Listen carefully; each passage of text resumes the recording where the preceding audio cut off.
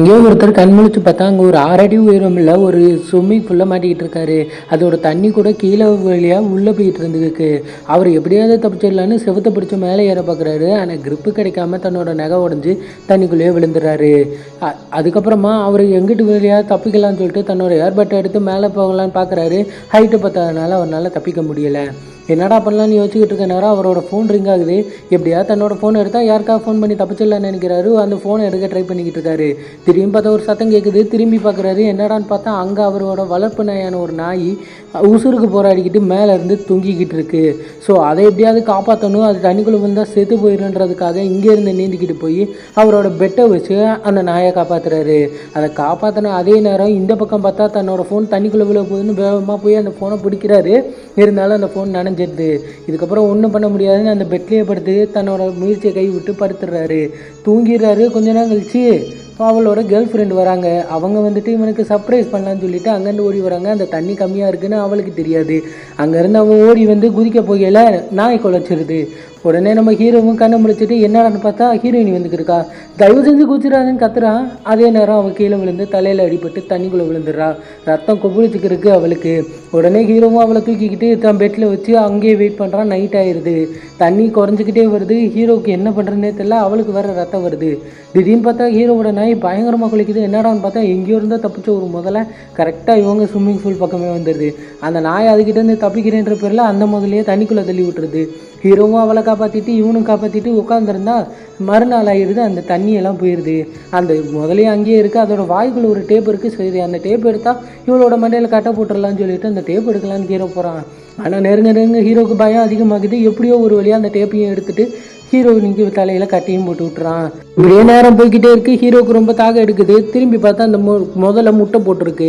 Hero எதையோ வச்சுட்டு அந்த இடத்துல அப்படியே ட்ரை ஆகி வாங்கி விழுந்துடுறான். இதை பார்த்தா முதல்ல அவனை எப்படியா தின்றுவோன்னு பக்கத்தில் வருது. பார்த்தா அது ஹீரோவோட பிளான் தான்.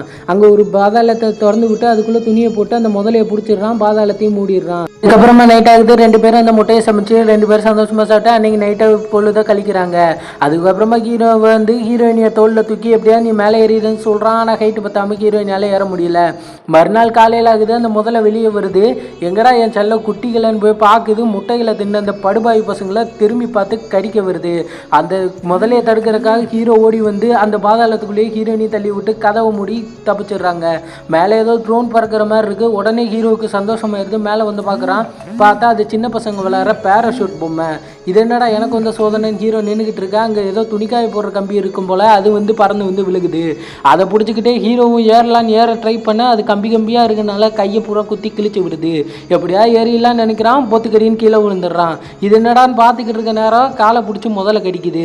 அதோட மூஞ்சிலேயே ஏற்றி அதோட சோழியை முடிச்சிடலான்னு சொல்லிட்டு எப்படியாவது தப்பிக்க போராடிக்கிருக்கான் நம்ம ஹீரோ. கையில் கிடைச்ச வாளியெல்லாம் எடுத்து மூஞ்சி மேலே மட்டார் நடிக்கிறான் நம்ம ஹீரோ. ஹீரோயினியை காட்டுறாங்க. அவ இருக்க பாதாளத்துக்குள்ளே தண்ணி வந்து நம்பிட்டு இருக்கு. என்னடா இது தண்ணி வந்து நம்புதுன்னு ஹீரோயினி மேலே எட்டி பார்க்குறா. பார்த்தா மழை பெஞ்சிக்கிட்டு இருக்கு. ஹீரோ இங்கே முதல்ல கூட போராடிக்கிட்டு இருக்கான்.